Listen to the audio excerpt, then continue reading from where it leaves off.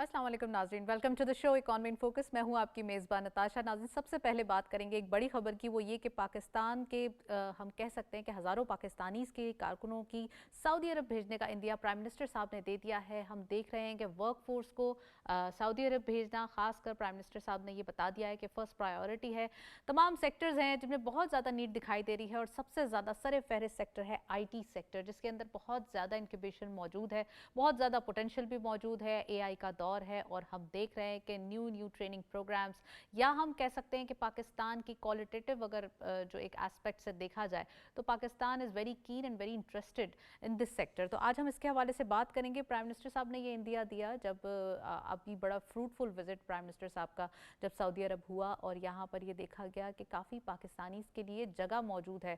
वो चाहते हैं कि सऊदी अरब ऑलरेडी आप देख सकते हैं कि एक वेलकमिंग नोट पाकिस्तान के लिए रखता है हमेशा से, और IT सेक्टर के अंदर, और ख़ासकर अब हम ये देख रहे हैं कि रेमिटेंसेस का अगर हम एस्पेक्ट देखें तो रेमिटेंसेस का एक बहुत बड़ा चंक, यानी कि तकरीबन $10 बिलियन की अमाउंट जो है वो सऊदी अरब से आती है। इट मीन्स कि यहाँ पर मज़ीद हमारे एक रिलीजियस इंस्टिंक्ट्स भी अटैच हैं। दूसरा ये कि पाकिस्तानी तमाम जो एक प्रायोरिटी देखते हैं, वो कहते हैं कि GCC कंट्रीज़ में अगर हम जाएँ तो हम ओवरसीज़ अगर बने तो एटलीस्ट हम अपने रिलीजियसली अटैचमेंट हो हमारी। तो ये तमाम चीज़ें हैं जिसको मद्देनज़र रखते हुए हमने ये देखा कि अब आने वाले दिनों में जो वर्क फोर्स है और मज़ीद जो चाहते हैं कि अपना करियर बिल्टअप करें, IT सेक्टर में करें, या वो चाहते हैं कि फ्रीलांसिंग के पॉइंट ऑफ व्यू को एक्सप्लोर करें, तो उनके लिए ये एक बेटर ऑप्शन है। और प्राइम मिनिस्टर साहब ये इंडिया दे चुके हैं कि सऊदी अरब में स्पेस मौजूद है और यहाँ पे पाकिस्तानीज़ के लिए बहुत ज़्यादा वेलकमिंग नोट है।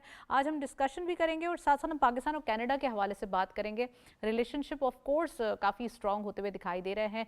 डिप्टी प्राइम मिनिस्टर इसहाक डार साहब की टेलीफोनिक रब्ता हुआ वहाँ के वज़ीर ख़ारजा से, और यहाँ पर ये देखा गया कि तमाम इकोनॉमिक टाई अप्स हैं उनको स्ट्रॉन्ग करने के लिए काफ़ी अलाइनमेंट की जा रही है। पाकिस्तान और कनाडा बायलैटरल रिलेशन को स्ट्रॉन्ग करने के लिए, ट्रेड के एस्पेक्ट को एक्सप्लोर करने के लिए ये चीज़ें हैं जो देखना ज़रूरी है। इसको स्ट्रॉन्ग करना होगा और आने वाले दिनों के लिए मज़ीद B2B रिलेशंस कायम करने के लिए ये एस्पेक्ट एक्सप्लोर करने होंगे। आज हम ये बात करेंगे। और कतर के साथ LNG के हवाले से एक बड़ी खबर है जो आपको बताना ज़रूरी है कि LNG कार्गोज़ की तरसीली हिकमत अमली पर गौर हो रहा है। थोड़ा सा इसका बैकग्राउंड बताते चलें आपको कि यहाँ पर आपको याद होगा कि LNG के तकरीबन 60 एग्रीमेंट्स जो है वो हुए थे, कार्गो शिपमेंट एग्रीमेंट थे ये, और इसके अंदर तकरीबन 2026 तक जो कि एक हम कह सकते हैं इसकी प्राइस के हवाले से इसकी जो क्लॉजेज हैं वो फाल हो जाएंगी, यानी कि उसमें जो है वो कुछ चेंजेस कर सकते हैं 2026 में। लेकिन अगर हम बात करें इसके ओवरऑल क्वांटिटी के हवाले से, यानी कि इसकी मिकदार कैसे होगी, तो इसकी मिकदार में तब्दीली मौजूद होगी,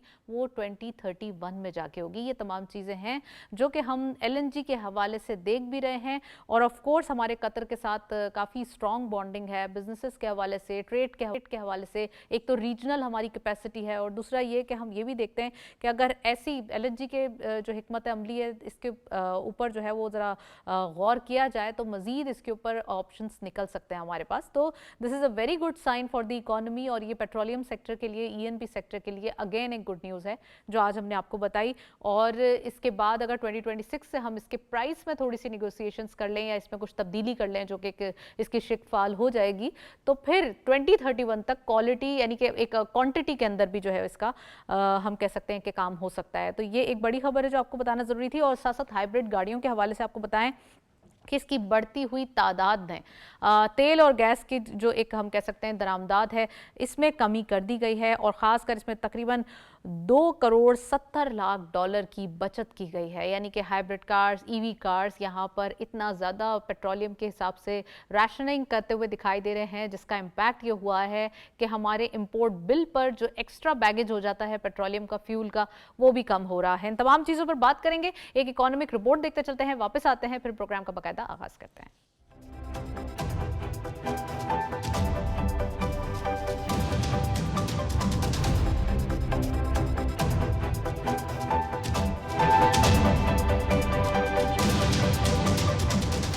वतन अजीज की मईशत में बैरून मुल्क काम करने वाले वर्कर्स और हुनरमंद अफराद निहायत अहम किरदार के हामिल हैं। इन्हीं मेहनत कशों की बदौलत मुल्क को सालाना अरबों डॉलर्स का ज़र मुबादला हासिल होता है, जो मुल्क की मालियाती इस्तेहकाम और मईशत की मजबूती में कलीदी किरदार अदा करता है।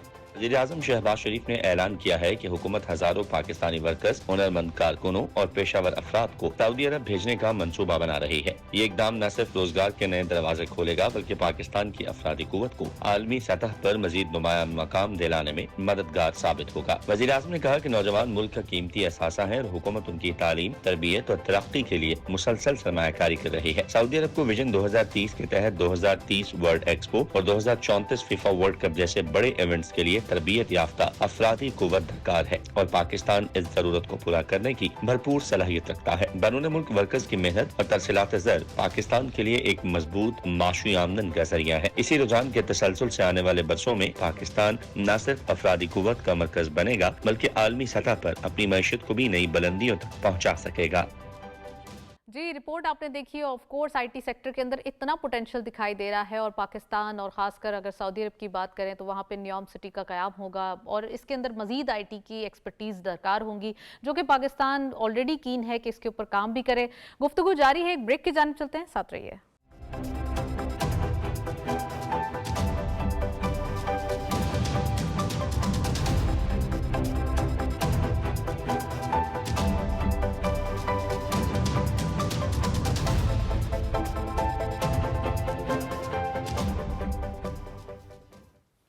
वेलकम बैक नाजरीन। हम बात कर रहे थे पाकिस्तान एंड सऊदी रिलेशनशिप के हवाले से। ऑफ कोर्स इन तमाम चीज़ों पर बात करेंगे। We have a guest over Zoom. हमारे साथ मौजूद है नदीम बाकी मौलवी साहब।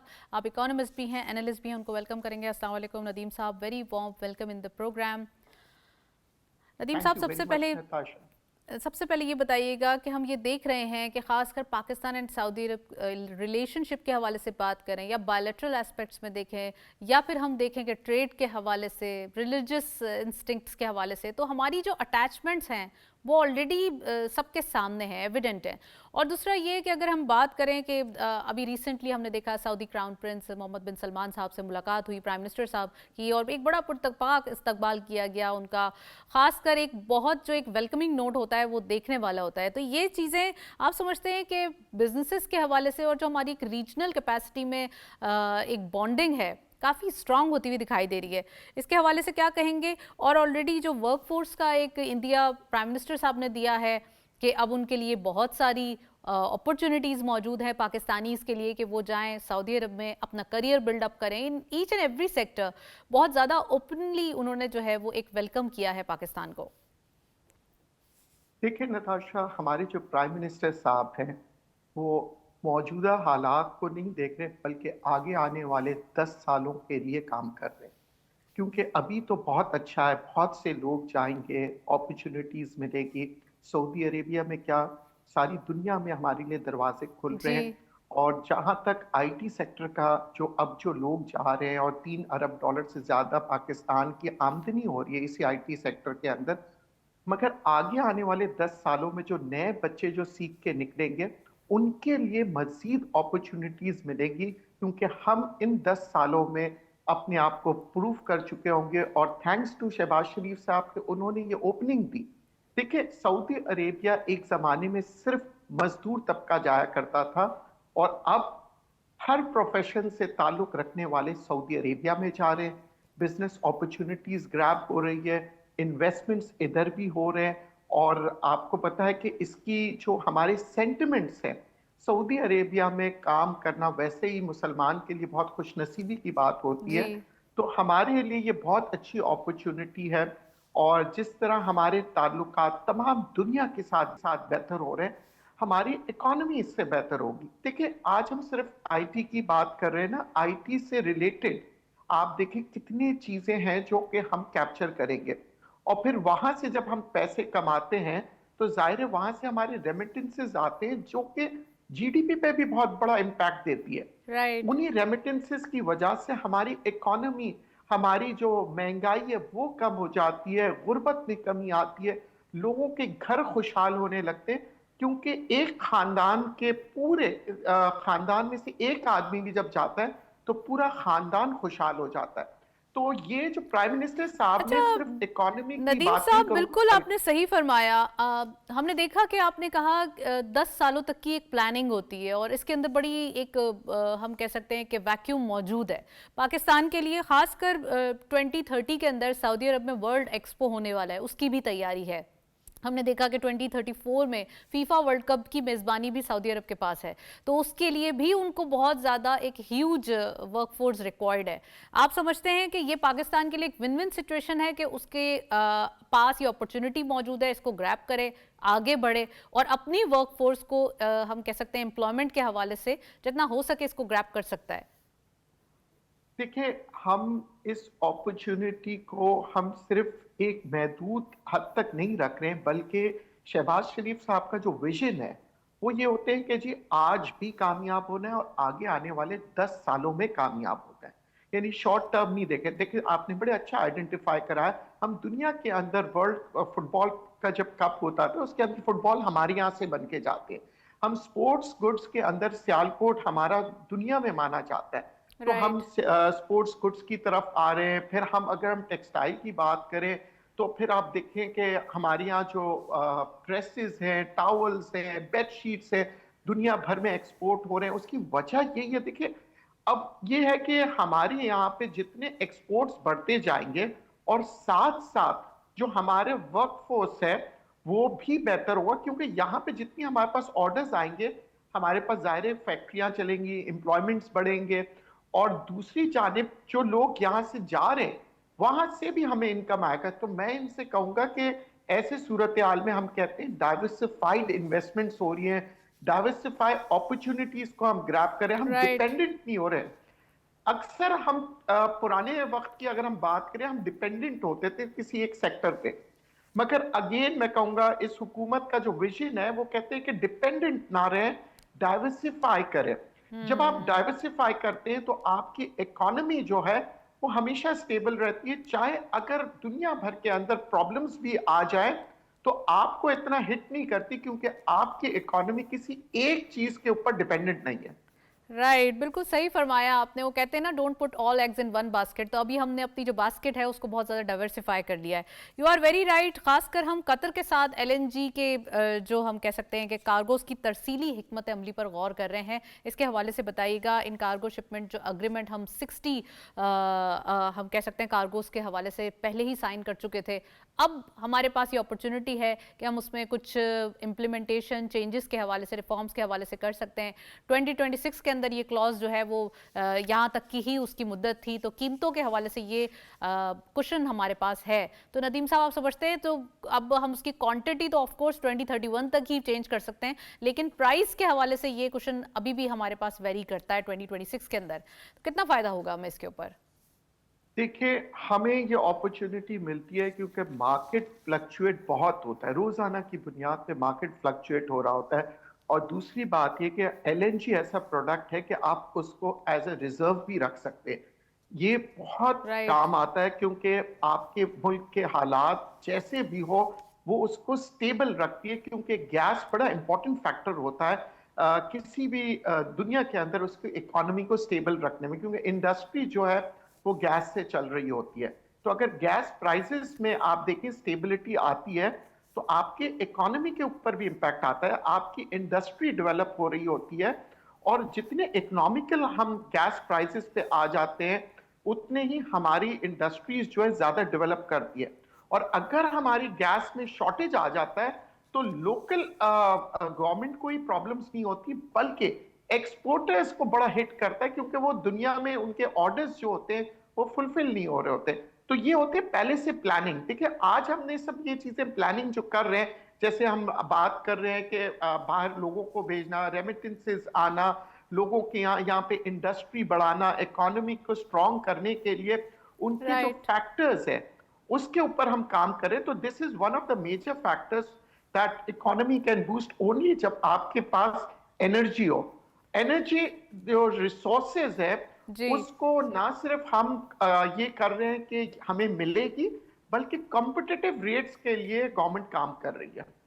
राइट नदीम साहब, बिल्कुल सही फरमाया आपने। और ख़ासकर इकॉनमी के हवाले से हमारी जो चीज़ें हैं वो बेटरमेंट की तरफ हैं। एक और आपसे सवाल पूछना चाहती हूँ, वो ये कि हाइब्रिड कार्स के हवाले से एक गुड न्यूज़ है कि पाकिस्तान में इसकी जो एक कंजम्पशन है वो बढ़ती हुई दिखाई दे रही है, इनकी तादाद भी बढ़ चुकी है। क्या कहेंगे इसके हवाले से? जो हमारा फ्यूल इम्पोर्ट है वो इसमें जो है बचत हो रही है, तकरीबन तकरीबन 2 करोड़ 70 लाख डॉलर की बचत हुई है।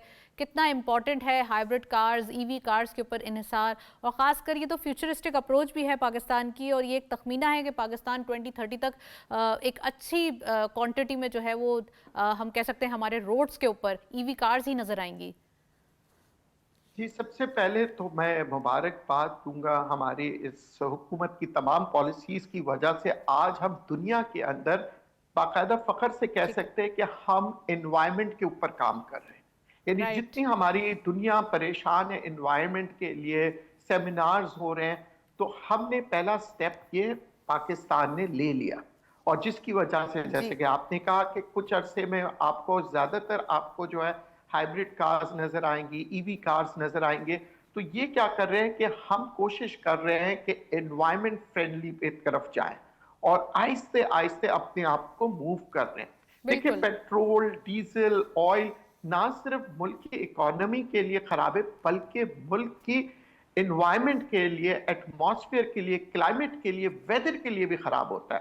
तो यहाँ पे जो पॉलिसीज जो जिस तरह से हम कर रहे हैं उसको प्रॉपरली प्लान करके मैनेज करके अगर हम लॉन्ग टर्म पे हम बात करें तो लॉन्ग टर्म पे दुनिया में हम ये कह सकेंगे कि जनाब हमने एनवायरनमेंट के लिए इस वक्त हमारी इकोनॉमिक कंडीशंस बड़ी हम स्ट्रगल कर रहे हैं। We are working to develop और इंशाल्लाह हम आगे जाके बहुत डेवलप करेंगे, मगर इस डेवलपिंग के दौरान हम दुनिया के जो नॉर्म्स हैं उनको रख रहे हैं, हम एनवायरनमेंट के बारे में देख रहे हैं, हम राइट। अपनी लेबर्स राइट को नदीम साहब, एजुकेट वी आर कर रहे हैं। Running out of time. Thank you so much, जी, आपने प्रोग्राम में ज्वाइन किया। खासकर हम ये थैंक देख यू। रहे हैं इकोनॉमी के हवाले से चीज़ें जो है बेटरमेंट की तरफ आ रही हैं, और वो पॉलिसीज़, वो स्ट्रैटेजीज़ जो कि हमारे लिए नीड ऑफ द आवर भी हैं, और साथ साथ हम ये देख रहे हैं जो रिक्वायरमेंट्स हैं।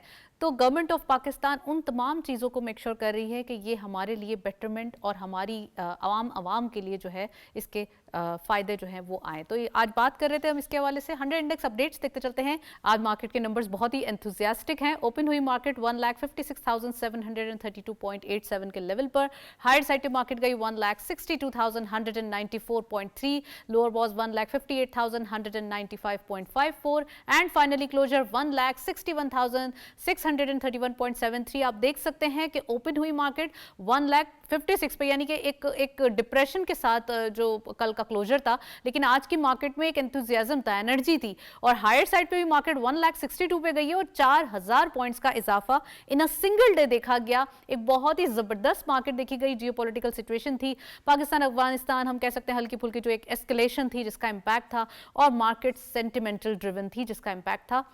और आज के दिन मार्केट ने 4,000 पॉइंट्स का इजाफा करके हम कह सकते हैं कि पूरे पाकिस्तान की तारीख में ये चौथा हाईएस्ट स्कोर है जो आज मार्केट ने पंच किया है। और हम फर्स्ट टाइम हमने जो 10,000 पॉइंट्स का इजाफा देखा था वो 12 मई को था, जब पाकिस्तान और इंडिया की जंग बंदी हुई थी और पाकिस्तान ने जंग जीती थी। तो ये एक बड़ी ज़बरदस्त डिबेट है। एक ब्रेक की जानिब चलते हैं, साथ रहिए।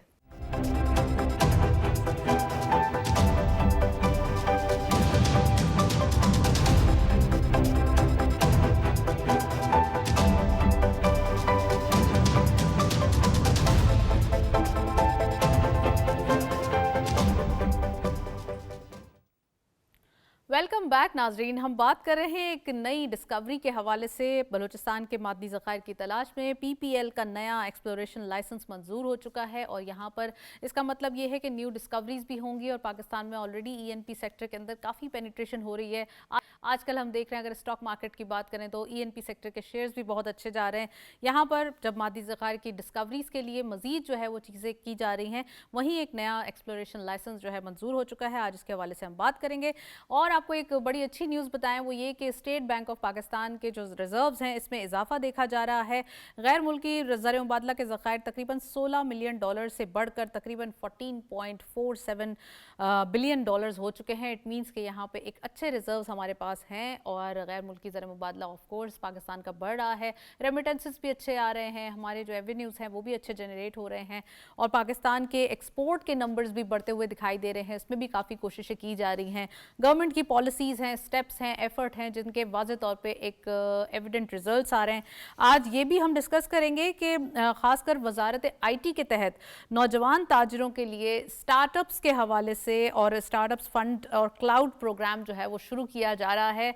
ये एक बहुत ही मेजर हम कह सकते हैं इनिशिएटिव है। Government of Pakistan youth program भी ला रही है और वज़ीर आज़म यूथ प्रोग्राम के तहत तलबा में तकरीबन 1 लाख लैपटॉप्स तकसीम किए जाएंगे। आपको याद होगा लैपटॉप स्कीम्स के हवाले से पहले ही PMLN की जो एक हम कह सकते हैं ये रिवायत रही है कि वो लैपटॉप स्कीम्स के हवाले से काफ़ी कीन रहे हैं और अभी भी हमने देखा जब गवर्नमेंट में प्राइम मिनिस्टर साहब ने लैपटॉप स्कीम के हवाले से जिक्र किया तो ये कितने ही फेजेस गुजर चुके हैं और ये नेक्स्ट फेज़ है जिसमें मज़ीद 1 लाख लैपटॉप्स जो हैं वो तकसीम किए जाएंगे यूथ के अंदर। और साथ साथ ये भी देखा जा रहा है कि IT सेक्टर के अंदर काफ़ी ऑप्शंस हैं। ये जो लैपटॉप देने का हम कह सकते हैं कि ये जब ऑप्शन आया और तमाम स्टूडेंट्स को दिए गए, इसकी वजह से IT रुझान पाकिस्तान में बहुत ज़्यादा बढ़ता गया। और आज भी हमने देखा जब प्राइम मिनिस्टर साहब ने लैपटॉप स्कीम यूथ प्रोग्राम के जब इनाग्रेशन थी और उसमें बताया जा रहा था कि मज़ीद लैपटॉप्स जो है वो दिए जाएंगे, तो उसके अंदर ये बताया गया कि जो सऊदी अरब के हवाले से और वर्कफोर्स के हवाले से ये अपॉर्चुनिटी है कि न्योम सिटी है, IT सेक्टर की डिमांड है, IT सेक्टर में इतनी ज़्यादा पेनिट्रेशन है, तो पाकिस्तानी नौजवानों के लिए यूथ के लिए ये अपॉर्चुनिटी बनती है कि वो जाएं और अपना करियर जो है वो ना सिर्फ पाकिस्तान में बल्कि GCC कंट्रीज़ में और सऊदी अरेबिया में भी बिल्डअप कर सकते हैं। तो डिटेल डिस्कशन करेंगे इसके हवाले से।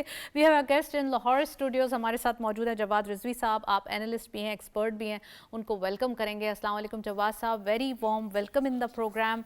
सबसे पहले मैं प्राइम मिनिस्टर साहब का यूथ प्रोग्राम के हवाले से पूछना चाहती हूँ। हमेशा एक और फेज़ स्टार्ट हो गया है, 1 लाख लैपटॉप्स जो है वो तकसीम किए जाएंगे इस फेज़ के अंदर और यूथ को बड़ा एक टारगेट किया जाता है कि आप एम्प्लॉयमेंट पे जाएं, आप एंटरप्रेन्योरशिप पे जाएं, फ्रीलांसिंग पे जाएं, कुछ ना कुछ करें, एक एक्सटर्नल बैगेज ना बने अपने पेरेंट्स के ऊपर बल्कि कुछ ना कुछ करके दिखाएं। और बहुत सारे हमने अभी रिसेंटली न्यूज़ सुनी है, AI के हवाले से एक सिक्योरिटी ऐप है जो कि अभी सेल आउट हुई है। तो ये चीज़ें हैं जो बहुत ज़्यादा एक फ्यूचर बिल्डअप करते हुए दिखाई दे रही हैं।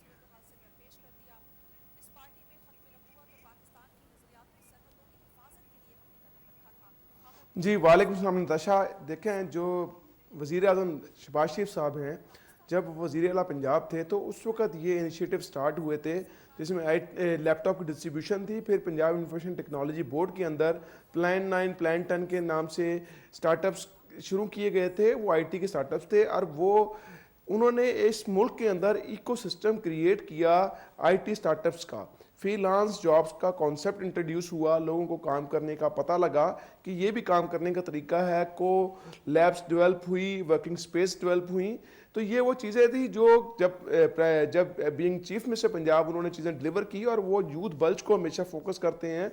उनका एक ही जो लामा इकबाल का है कि शाहीन को फोकस कहते हैं कि शाहीन जो है बसेरा का पहाड़ों की चट्टानों पर, इसी तरह शहबाज शरीफ साहब जो हैं वो यूथ को कहते हैं कि you are the leading force of the country.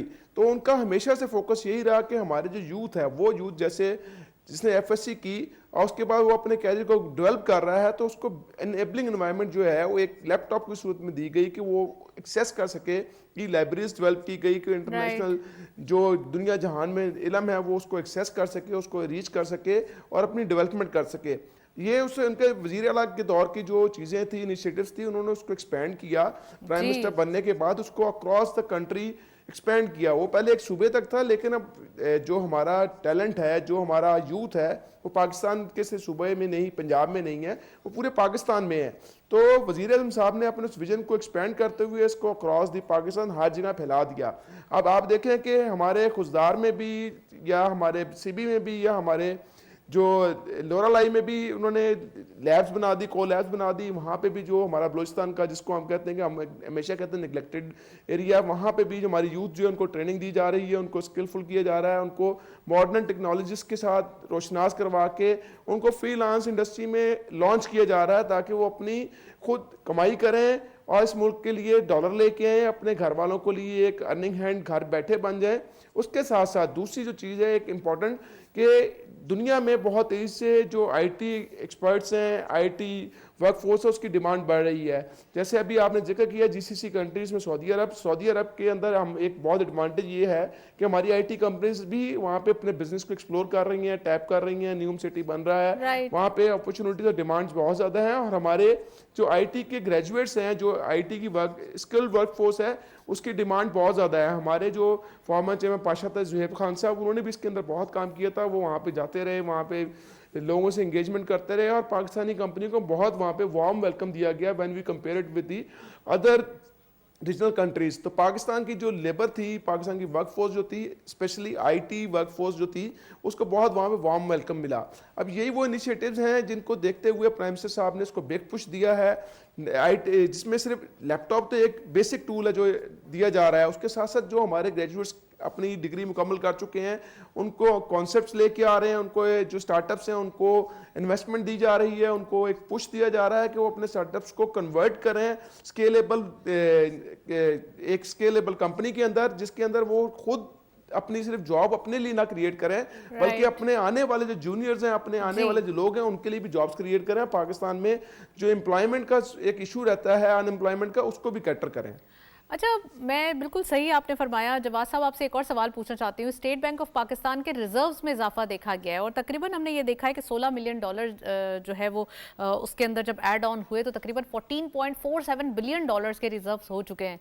ज़र मुबादला बढ़ रहा है और रेमिटेंसेस की सूरत में, यानी कि ये भी एक कड़ी ही है इसकी कि जितने लोग जाते हैं दूसरे कंट्रीज़ और ओवरसीज़ पाकिस्तानीज़, वो अपने मुल्क अपना जो पैसा भेजते हैं उसे रेमिटेंसेस हम कहते हैं, और वो रेमिटेंसेस बढ़ते हुए दिखाई दे रहे हैं। और इस साल के क्यूमुलेटिव जो रेमिटेंसेस हैं वो $38 बिलियन से क्रॉस कर चुके हैं।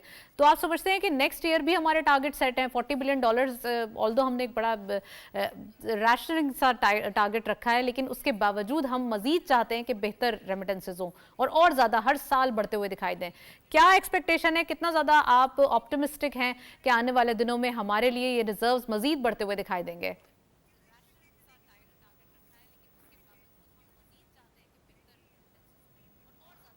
जी बिल्कुल, इसके अंदर फिर जैसे अभी मैंने पहले ही बात की, वही बात की मैं बढ़ाता हूँ कि हमारी गवर्नमेंट ऑफ पाकिस्तान का फोकस है कि अब हमने अपनी जितनी भी वर्कफोर्स भेजनी है, बेशक आईटी की है या दूसरे सेक्टर्स की है, उनको स्किल करके भेजना है। जब स्किल करके भेजेंगे, जो पहला हमारा वो 1000 रियाल कमाता था, तो स्किल्ड होके जाता है तो उसको 3000 रियाल मिलते हैं, 4000 रियाल मिलते हैं। तो जितनी ज़्यादा इनकम वो वहाँ पे अर्न करता है, उतना ही ज़्यादा वो रिटर्न वापस अपने मुल्क में, अपने घर में, अपने फैमिली को भेजता है। तो ये जो हमारे $38 बिलियन हमारे पिछले साल के फाइनेंशियल ईयर क्लोजिंग पे आए थे रेमिटेंस, ये हमें वी आर एक्सपेक्टिंग कि गवर्नमेंट ने बड़ा रियलिस्टिक टारगेट 40 बिलियन रखा है, बट जो अभी तक हमारे ट्रेंड चल रहे हैं, आई एक्सपेक्ट कि we will cross 40 billion, it might be somewhere 41-42 billion when we close the year. अच्छा, इसके अंदर फैक्टर्स मल्टीपल हैं। एक तो हमने जैसे कह दिया आईटी का हमारा जो रोल है वो प्ले हो रहा है, दूसरी तरफ हमारी एक्सपोर्ट्स भी ग्रो की जा रही हैं। एक्सपोर्ट्स के लिए भी सिचुएशन क्रिएट की जा रही है कि उनकी जो cost of doing business reduce की जाए। इसमें सबसे बड़ा फैक्टर हमारा इलेक्ट्रिसिटी टैरिफ का होता है, जिसके लिए मुसलसल गवर्नमेंट जब से आई है, मुसलसल अपने पीडीएम में भी और करंट टेन्योर में भी मुसलसल एफर्ट कर रही है किस तरीके से कि बिजली के टैरिफ्स कम किए जाएँ इंडस्ट्री के लिए, लोगों के लिए, ताकि हमारी कॉस्ट ऑफ प्रोडक्शन रिड्यूस हो और हमारी जो प्रोडक्ट्स हैं इंटरनेशनल मार्केट में कम्पिटिटिव हों। उसके साथ साथ हमारी जैसे प्रोविंशियल गवर्नमेंट है, जैसे पंजाब में पीएसडीएफ है, पीएसडीए है, ये मुख्तलिफ इदारे हैं जो स्किल डेवलपमेंट के ऊपर बहुत फोकस कर रहे हैं। वो इंटरनेशनल मार्केट की रिक्वायरमेंट के मुताबिक जो अपने स्किल के कोर्सेज करवा रहे हैं, कोई शेफ का, कोई कलनरी का, कोई कंस्ट्रक्शन का, मतलब डिफरेंट कोर्सेज हैं, लेकिन वो सर्टिफाइड कोर्सेज हैं जो इंटरनेशनल मार्केट में एक्सेप्टेबल हैं। वो उनको सिर्फ ट्रेनिंग नहीं देते, बल्कि उनको ट्रेनिंग इस तरीके से देखते हैं कि उनकी ट्रेनिंग इंटरनेशनली सर्टिफाइड होती है, और जब वो सर्टिफाइड कोर्स के साथ इंटरनेशनल मार्केट में जाके जॉब सही करते हैं तो उनको एक बेहतर मुआवजा मिलता है। मैं इसमें ज़रा से एक रेफरेंस के तौर पर ऐड करता हूँ कि पीएसडीएफ ने, पंजाब स्किल डेवलपमेंट फंड ने, पीछे कतर में 63 लोगों को, यानी पीएसजीएफ ने अपने कहने को 63 एक छोटा सा नंबर है, लेकिन उन्होंने ट्रेंड किया, पहले स्किल किया, स्किल करके उन्होंने इंटरनेशनल मार्केट के मुताबिक उनको ट्रेनिंग दी और उनको जॉब इंश्योर की, उनको जॉब के कॉन्ट्रैक्ट्स मिले। अब वो यहाँ से कॉन्ट्रैक्ट्स लेके वहां पे पहुंचे। ये वो चेंज है जिसके ऊपर गवर्नमेंट फोकस कर रही है कि हमारा जो यूथ है वो स्किल्ड ओके बाहर जाए, जिससे उसको इंटरनेशनल मार्केट में एक तो उसकी इज्जत में इजाफा होगा, दूसरा उसकी आमदन में इजाफा होगा, और जब उसकी आमदन में इजाफा होगा तो मुल्क की आमदन में इजाफा होगा, क्योंकि वहां पे रहने वाला सारा खर्च वहां पे नहीं करता, वो रिटर्न बैक करता है टू हिज फैमिली। जब वो अपनी फैमिली को वापस भेजता है तो पैसे सारे यहीं पे इस मुल्क में इस्तेमाल होते हैं। इसके साथ साथ हमारा एक बहुत बड़ा जो इंटरनेशनल जीसीसी मार्केट में डिमांड है वो हमारी नर्सेस की है, मेल फीमेल नर्सेस की, उसके ऊपर बेतहाशा काम हो रहा है। जो हमारी नर्सेस यहाँ पे 1-1.5 लाख रुपए कमाते हैं, उनको वहां पे जाके 6 लाख रुपए 8 लाख रुपए मिलते हैं पैरामेडिकल स्टाफ। तो वो उनको एक बहुत बड़ा गवर्नमेंट उसको भी फोकस करके उनको भी ट्रेन कर रही है। तो ये वो एरियाज हैं जिसके ऊपर बड़े अच्छे तरीके से गवर्नमेंट ने, जिसे कहते हैं focus, strategically aligned policies develop की हैं, जिसकी वजह से हमारे जो यूथ है उसको अपॉर्चुनिटीज मिल रही हैं और हमारे फॉरेन रिजर्व्स इंक्रीज कर रहे हैं, हमारी रेमिटेंस ग्रो कर रही है। और यही सिचुएशन, यही एक एनवायरनमेंट होती है जो किसी भी हुकूमत की जिम्मेदारी होती है कि अपनी यूथ को पॉजिटिवली इंगेज करे और उनको उम्मीद दे के उनके लिए जिंदगी में आगे बढ़ने के सही फरमाया आपने जवाद रिजवी साहब। Well, thank you so much, आप हमारे साथ मौजूद रहे, काफ़ी डिटेल एनालिसिस, और हम देख भी रहे हैं कि यहाँ पर यूथ प्रोग्राम्स का मतलब ही यही है कि आने वाली जनरेशन ये कुछ ऐसी स्ट्रेटेजिक और ख़ासकर पॉलिसीज़ बनाना जिसके इम्पैक्ट्स फ्यूचर में काफ़ी हद तक फ्रूटफुल हों। हमारे पास अपडेट्स मौजूद हैं, let's have a look commodities updates देखते चलते हैं आज की मार्केट में क्या अपडेट्स हैं। गोल्ड की पर तोला प्राइस 4,23,570 रुपीज़, गोल्ड पर 10 ग्राम 3,63,529 रुपीज़। आज लोकल मार्केट में आप देख सकते हैं हल्का सा अपवर्ड ट्रेंड, यानी कि 2,000 से 3,000 रुपए का देखा गया है। इंटरनेशनल गोल्ड रेट पर ऑन्स $4,002.21। हल्का सा इंटरनेशनली इम्पैक्ट भी यकीनन पास ऑन हुआ है वो लोकल मार्केट में। ऑयल WTI पर बैरल $60.4, ऑयल ब्रेंट क्रूड पर बैरल $64.87। ऑयल प्राइसेस आप देख सकते हैं थोड़ी सी मोर और लेस सेम ही दिखाई दे रही हैं कल जैसी। नेक्स्टली करेंसी अपडेट्स भी देखते चलते हैं आज की मार्केट में क्या अपडेट्स हैं। सबसे पहले करेंसी में यूरो बाइंग रही 324.86 rupees, selling was 325.44। UK pound buying रही 369.38, selling was 370.03। US dollar buying रही 280.8, selling was 281.3। And lastly Chinese yuan buying रही 39.49, selling was 39.56 rupees. Nextly GCC currency updates भी देखते हैं आज की मार्केट के updates, let's have a look. Saudi riyal सबसे पहले बाइंग रही 74.88 rupees, selling was 75.01। UAE dirham buying रही 76.45, सेलिंग वाज 76.59। कतरी रियाल बाइंग रही 77.42, selling was 77.56 rupees. And lastly Kuwaiti दिनार बाइंग रही 916 रुपीज, सेलिंग वाज 917.63। जी, आपने अपडेट्स देखी, दैट्स इट। इसी नोट पे प्रोग्राम को वाइंड अप करेंगे। इजाजत दीजिए, अल्लाह हाफिज।